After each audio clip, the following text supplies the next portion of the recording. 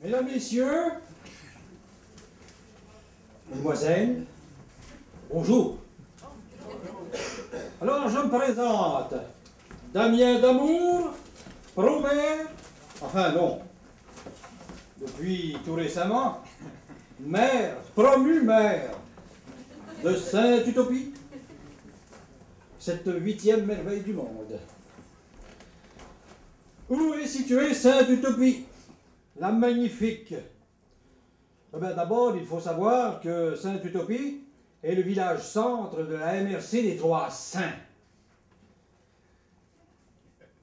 MRC qui n'est ni plus ni moins qu'une pente. À vous de décider si cette pente est ascendante ou descendante. Avec en son point d'équilibre, l'utopie. Cette pente, et sur cette pente, évidemment, il y a 3 villages. Le premier, tout en haut, Saint-Saspetu, en haut de la pente. Au beau milieu, en plein milieu de cette pente, Sainte-Utopie, bien sûr.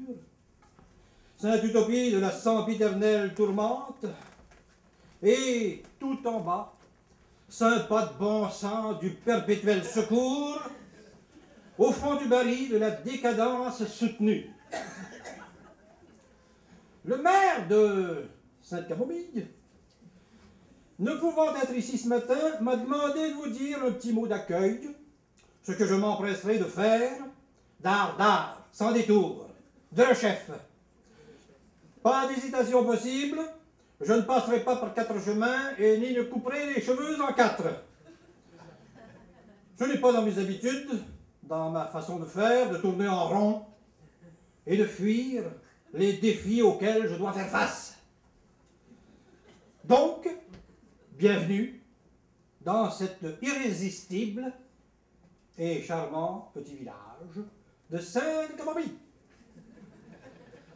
Si mes habits sont encore un peu poussiéreux, de poussière d'or bien sûr, c'est que je reviens tout juste d'un bref voyage dans le temps. Tant qu'à voyager. Je suis allé prendre le thé avec 2 de mes anciens compagnons d'aventure, c'est-à-dire, parmi mes préférés évidemment, Jack Cro-Blanc London et bien sûr ce vieux Jules Verne. Nous avons discuté longuement. Nous nous remémorâmes la glorieuse époque de la ruée vers l'or, sur le Klondike, au Yukon. Comme mes 2 potes de Stampede étaient plus adroits de la plume que de l'enclume, ils ne firent pas fortune à ce moment-là du côté de la prospection aurifère. Quant à moi, qui maniais volontiers déjà à l'époque la fumisterie et les joyeux canulars, j'y ai fait l'une de mes nombreuses fortunes. Trêve de billevesées, passons aux choses sérieuses, passons à la culture.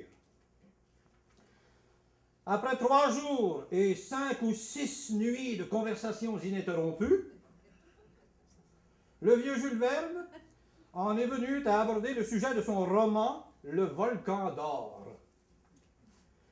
Ce roman a été écrit en 1899, mais il n'a été édité dans sa version originale qu'en 1989, 90 ans plus tard.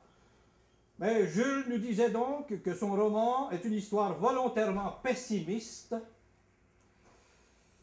sur la fascination de l'or sur le genre humain. Son récit est une attaque menée contre l'or, ce fléau qui, selon lui, est à l'origine d'un grand recul de la civilisation.